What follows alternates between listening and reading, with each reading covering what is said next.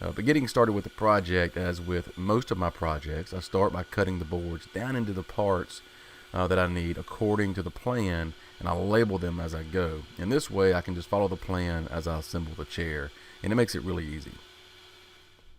Now, there are a couple of key angles in this project, just to give the seat a nice lean and also for the legs to steady up the chair.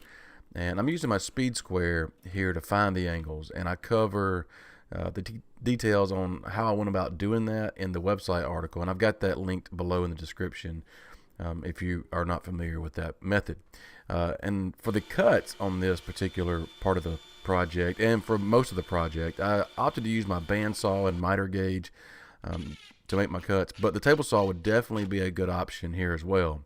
Also, keep in mind that this is the very first of these chairs, and so I'm just using simple joinery with exposed screws for this video, but you could use pocket holes to hide some of these screws as an alternative joinery method.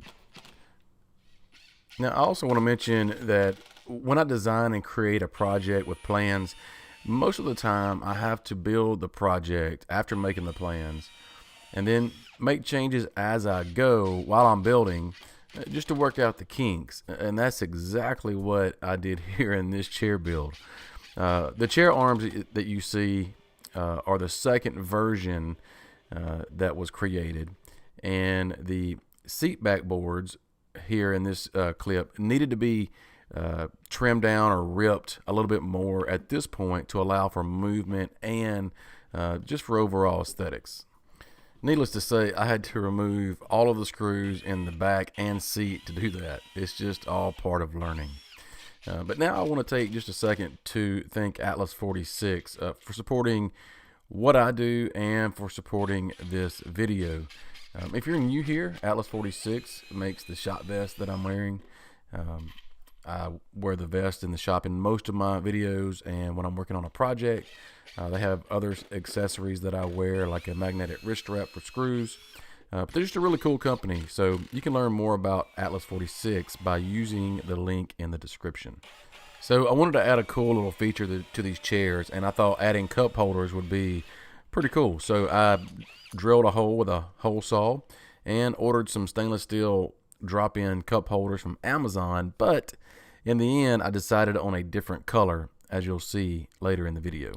So I stained the chairs to match the shutters, columns, and picket fence I previously made for my house. I'll link those videos below in the description in case you missed them. Before I applied any finish to the chairs, I looked them over and I was very well pleased with how they came out. But after letting them sit out in the weather a few days, I noticed I needed to add one more piece. Towards the top of the seat back, the boards were starting to move and become unaligned. So went back to the shop, I cut out a quick back support, cut in a curve, and attached it, and it worked out great. This would keep the seat back boards in line, and it actually felt more secure. One thing I want to mention is that I would keep in mind when building these yourself is to keep the screws in a straight line. I let a few of the screws get out of line, and it just drives my OCD crazy. With the finish, I was after a semi-gloss look, and it took a few coats to get that, and it came out really good, I thought. I'll link everything that I used, including the type finish, in the website article linked below. But after the finish dried, I added a couple more finishing touches, one of those being hammered nails, and this is just purely for decoration, which I'm on the fence about. I added them in various places, just where the main joinery is. But let me know what you think about these hammered nails. I'm curious. Leave me a comment below.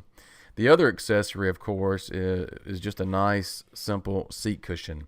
I drilled 2 small holes near the bottom corners where the seat is, just to allow the strings to feed through, and tied them on. Here are the black cup holders I went with. I think they look better with the dark wood and black hammered nails.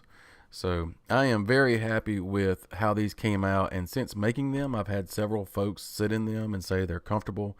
They are slightly higher than a regular chair, and the footrest is a nice touch as well. Please subscribe if you're not already, and thanks for watching. See you next time.